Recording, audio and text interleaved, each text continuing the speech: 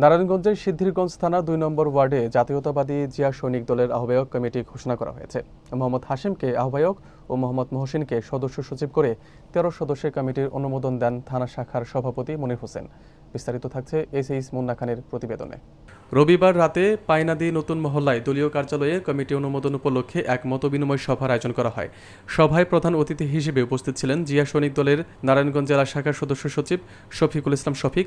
বিশেষ অতিথি ছিলেন জেলা শাখার যুগ্ম সম্পাদক আসাদুজ্জামান মিন্টু, থানার সভাপতি মনির হোসেন, সাধারণ সম্পাদক সুলাইমান ভুইয়া, ১ নম্বর ওয়ার্ড সভাপতি উমর ফারুক জয় ও সহসভাপতি জাকির।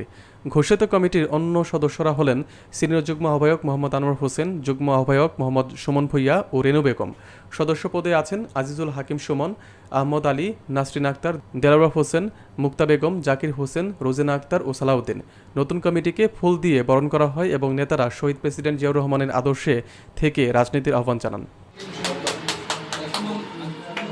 আমরা বিগত দিনে কখনো সুন্দরভাবে ফেসবুকে, ইউটিউবে, বিভিন্ন চ্যানেলে বা কোথাও সামাজিক যোগাযোগ মাধ্যমে স্বৈরাচারের বিরুদ্ধে কোনো কিছুই করতে পারি না এবং কি পোস্ট করতে পারি না, লিখতে পারি না। লিখলেই সাথে সাথে গ্রেফতার। এর কারণ ছিল প্রশাসনের সহায়তা। সর্বোচ্চ সহায়তা করেছে প্রশাসন স্বৈরাচারকে এরকম ভূমিকায় রাখার জন্য এবং দেশটাকে লুটে ফুটে খাওয়ার জন্য। একদিকে খাইয়ে গেছে স্বৈরাচার, অন্যদিকে খাইছে প্রশাসনেরা। তাই দেশের আজকে চরম দুর্ভিক্ষ, ক্রান্তিলগ্ন চলতেছে। আমরা অবশ্যই সেদিকে সজাগ রাখবো। আমরা যখন ৫ই আগস্টের পূর্বে মিটিং মিছিলে ছিলাম, এত লোক কখনোই ছিল না।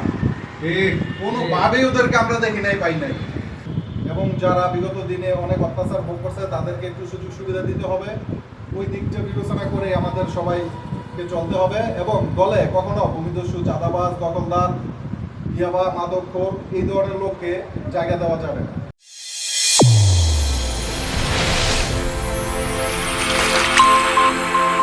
চ্যানেল A1 হৃদয়ের স্পন্দন।